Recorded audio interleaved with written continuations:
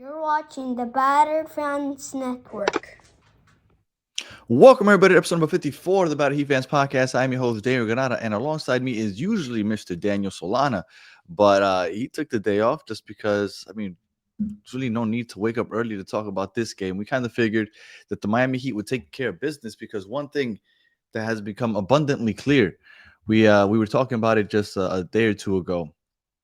The Miami Heat are consistently inconsistent, but that might be actually a little overblown because they're consistent in one thing. They can beat bad teams.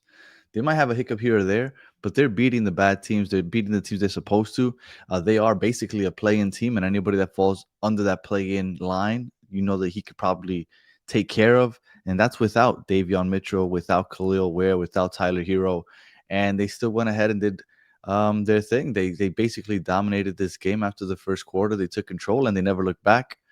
In the fourth quarter, maybe it looked like Utah Jazz might make a run, but Drew Smith got a couple key steals and kind of put that to bed.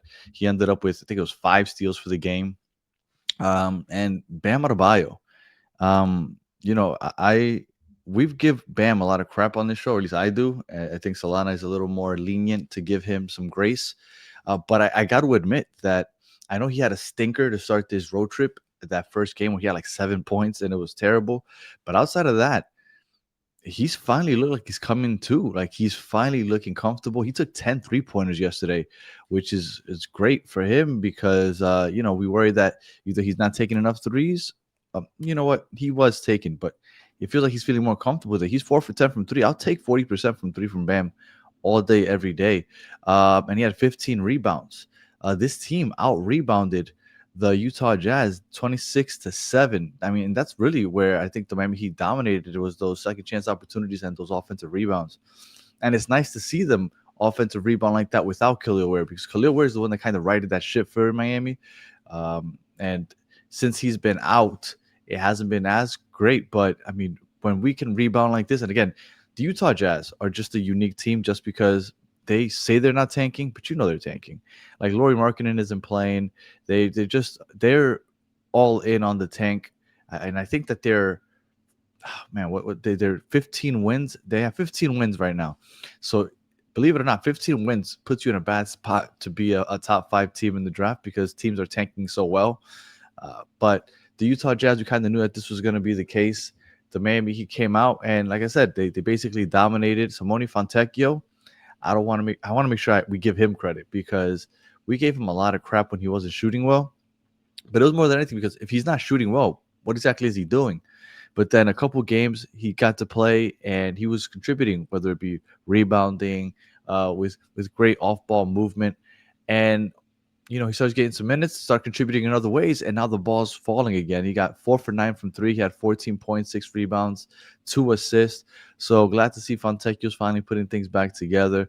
Uh, Jaime Jaquez, not the best shooting night, but 9 points, 7 rebounds, 5 assists, 3 steals. Like these players took advantage of a bad team and they filled in the stat sheet. 147 points. That's not, I mean, they blew up offensively. I think let's see. Let me look here. First quarter 35 points, second quarter 38 points, third quarter 35 points, fourth quarter 39 points. They were just consistent. Like they were just tearing it up yesterday. Shot 40% from three. And Nikolai Jovic, I mean, he's been so terrible that you have to give him props the few times that he does play well.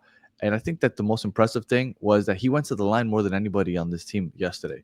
He got to the line 11 times, made 8 of those three free throws. So, I mean, just overall, a good game.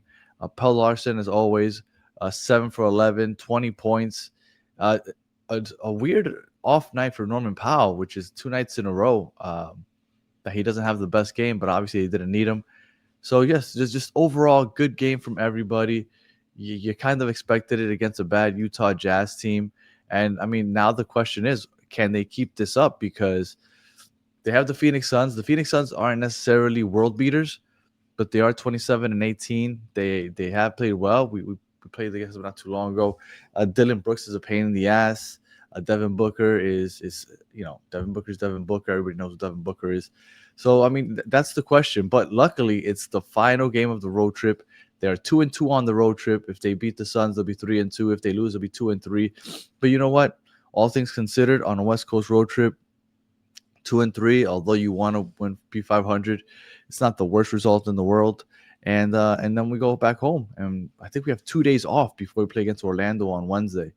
So again, good win, but the worrisome thing is that we keep beating up on the bad teams. We have to start stepping up against the good teams, and you really want to know where this team is because the trade deadline is coming up quick.